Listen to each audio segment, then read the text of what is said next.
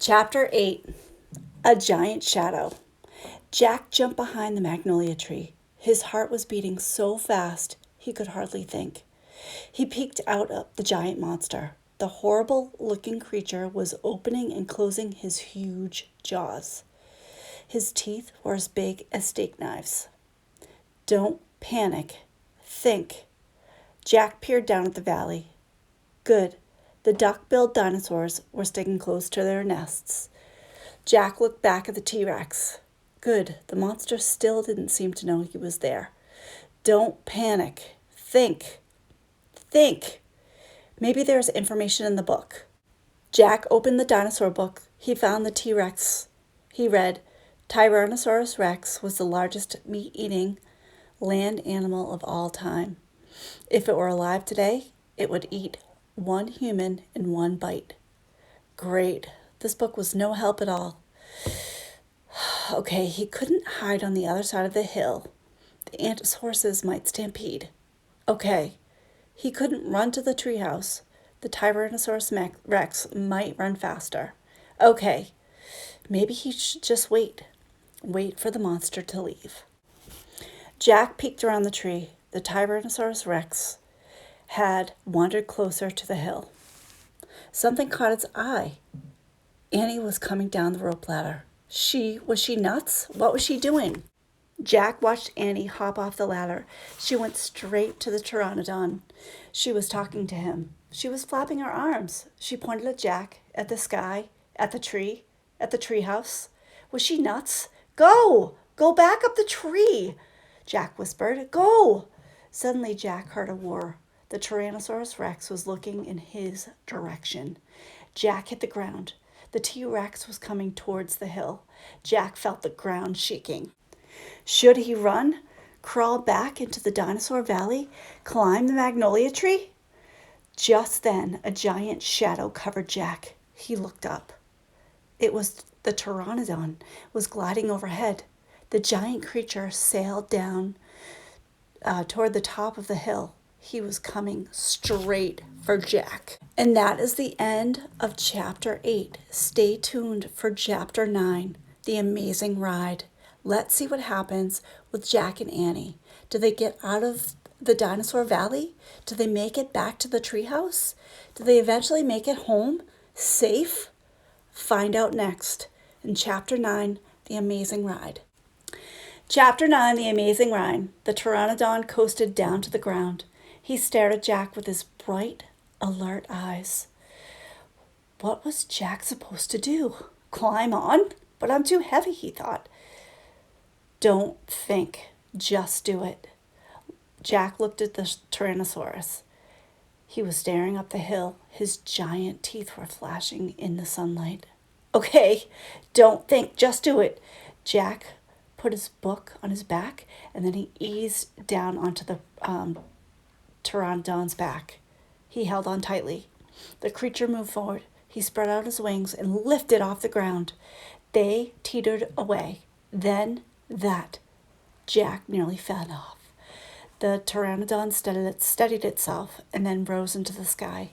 Jack looked down. The Tyrannosaurus was chomping at the air and staring up at him, but the pteranodon glided away. He sailed over the hilltop. He circled over the valley, over all the nests filled with babies, over all the giant duck-billed dinosaurs. The pteranodon soared over the plain, over the triceratops, who was grazing in the high grass. It was amazing. It was a miracle. Jack felt just like a bird, as light as a feather. The wind was rushing through his hair. The air smelled sweet and fresh. He whooped. He laughed. Jack couldn't believe it. He was riding on the back of an ancient flying reptile. The pteranodon sailed over the stream, over the ferns and the bushes. Then he carried Jack down to the base of the oak tree. When they came to a stop, Jack slid off the creature's back and landed on the ground. The pteranodon took again and glided into the sky. Bye, Henry, whispered Jack. Are you okay, Annie? Shouted from the treehouse. Jack pushed his glasses into place. He kept staring at the pteranodon. Jack, are you okay? Annie called. Jack looked up at Annie. He smiled. Thanks for saving my life, he said. That was really fun. Climb up, said Annie. Jack tried to stand. His legs were wobbly. He felt a bit dizzy. Hurry, shouted Annie. He's coming. Jack looked around. The Tyrannosaurus was heading straight towards him. Jack bolted to the ladder. He grabbed the sides and started up. Hurry, hurry, Annie screamed. Jack scrambled to the treehouse. He's coming toward the tree, Annie cried. Suddenly something slammed against the oak tree. The treehouse shook like a leaf. Jack and Annie tumbled into the books. Make a wish, cried Annie. We need the book. The one with the pictures of Frog Creek, said Jack. Where is it? He pushed some books aside and had to find the book about Pennsylvania. There it was. He grabbed it and tore through it, looking for the photograph of Frog Creek woods. He found it. Jack pointed to the picture. I wish we could go home, he shouted. The wind began to moan, softly at first. Hurry, Jack yelled. The wind picked up. It's whistling now. The treehouse started to spin. It spun faster and faster. Jack closed his eyes. He held on tightly to Annie. Then everything was still, absolutely still. And now, my friends, we are at chapter 10, the final chapter of the Magic Treehouse, first book, Dinosaurs Before Dark. Let's see what happens if Jack and Annie make it home safely. Chapter 10, Home Before Dark. A bird began to sing. Jack opened his eyes. He was still pointing at the picture of Frog Creek woods. He peeked out of the tree house window. Outside, he saw the same exact view. We're home, Annie whispered. The woods were lit with a golden late afternoon sunlight. The sun was about to set. No time had passed since they left. Jack! Annie! A voice called from the distance. That's Mom, said Annie, pointing. Jack saw their mother from far away. She was standing in front of their house, and she looked very tiny. Annie! Jack! She called. Annie stuck her head out the window and shouted, Coming! Jack still felt dazed. He stared at Annie. What happened to us, he said. We took a trip in a magic treehouse, she said. But at the same time, we left, said Jack. Annie shrugged. And how did it take us so far away, said Jack, and so long ago? You just looked at the book and you wished we would go there, said Annie, and the magic treehouse took us there. But how, said Jack. And who built this magic treehouse? Who put all these books here? A magic person, I guess, said Annie. A magic person? Oh, look, said Jack. I almost forgot about this. He reached into his pocket and pulled out the gold medallion. Someone lost this back there in Dinosaur Land. Look, there's a capital letter M on it. Annie's eyes got round. You think M stands for magic person, she said. I don't know, said Jack.